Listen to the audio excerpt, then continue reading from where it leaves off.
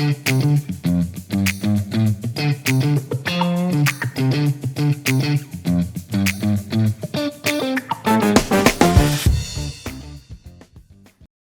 in this segment, Numbers Don't Lie, we are actually going to look at 3 metrics from January of 2024 and compare those to January 2025.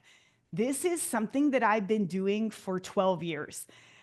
I am always so excited when January ends because I know that I now have the data to compare what happened to the previous year.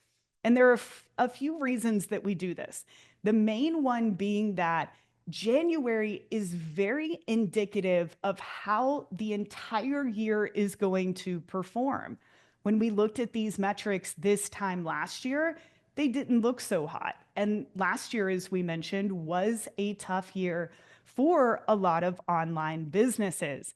So we are going to do this same exercise, and we're going to look at the top 3 metrics that I think are the biggest indication of how this year is going to look in our space and what those mean.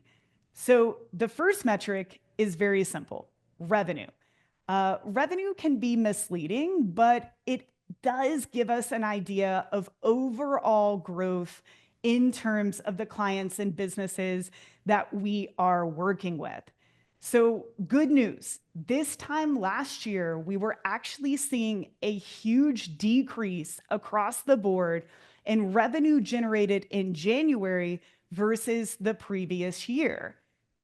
Good news, y'all. We are back up by 15%, which is actually more significant than we usually see when doing this comparison, which tells us a few things. Last year was rough, right? Not to continue to iterate that, but across the board, it was.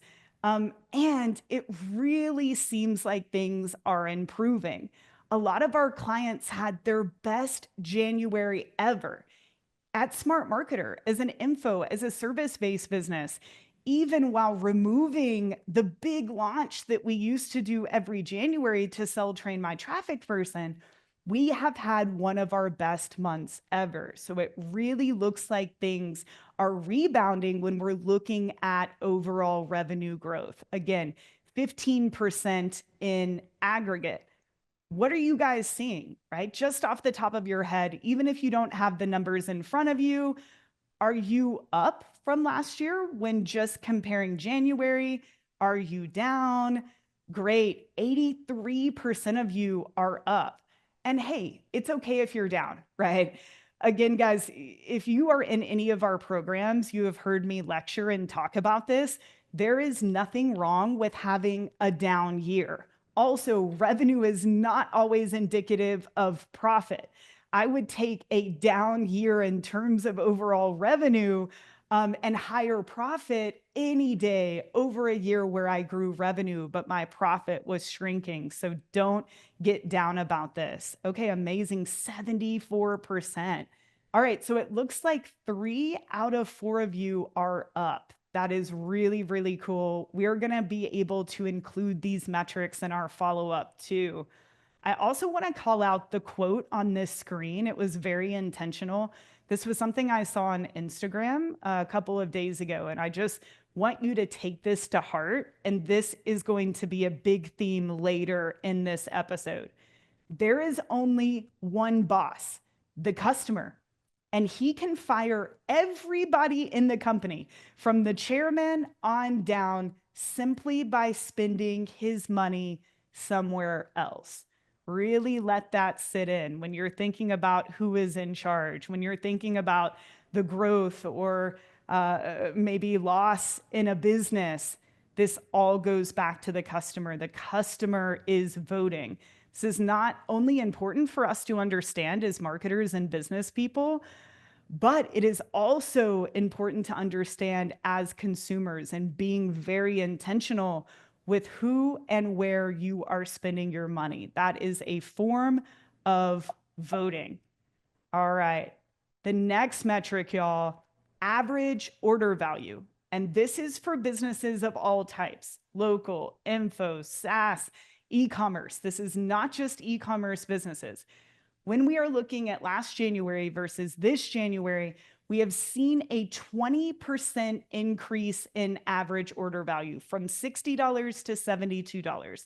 This is amazing because it's telling us not only are people spending more, but in session, right? In one transaction, they are actually spending more. For us, this is a function of better offers, right? Better marketing using one-click upsell, our software that really allows us to bump AOV.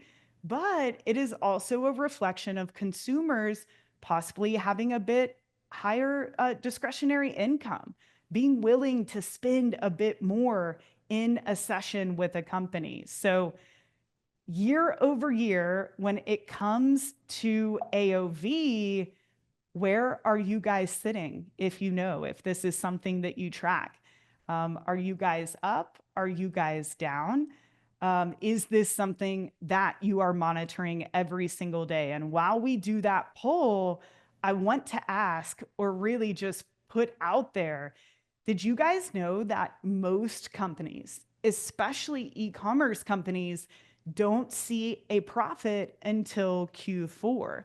This is literally why it's called Black Friday. It means getting back into the black, getting back into profitability.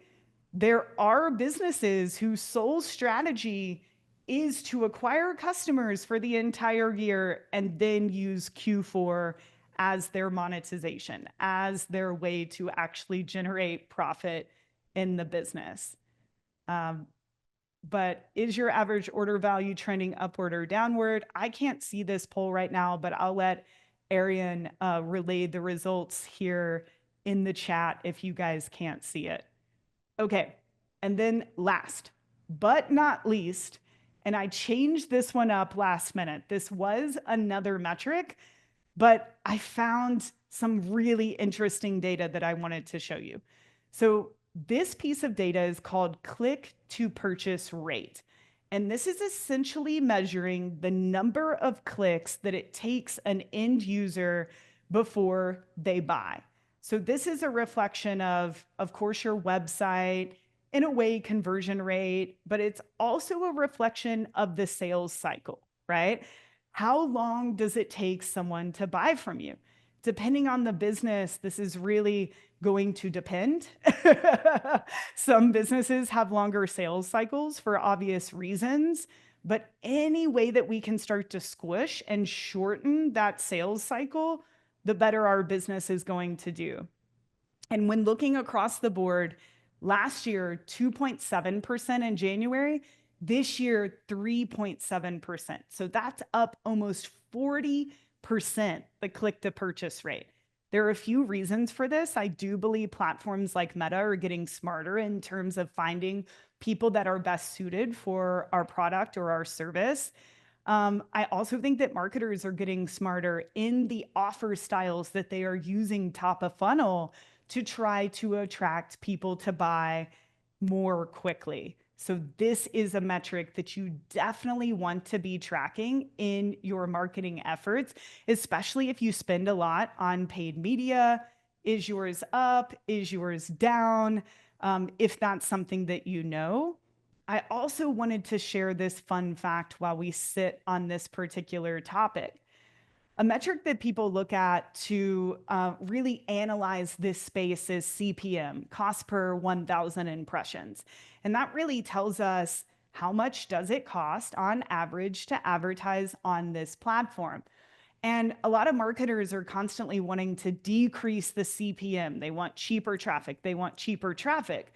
And that's righteous. That's something that we should all do. But in this in-depth analysis that we just completed, something that I noticed was that a high CPM wasn't always a bad thing. There was actually a correlation for some of our clients where the higher the CPM, the better the ROAS. And what that tells us is that sometimes you are paying more for the traffic, but it is higher quality traffic, right? You are paying for better placements. You're paying to get in front of your target audience. So this was a fun fact that we wanted to share in this numbers conversation in regards to CPM.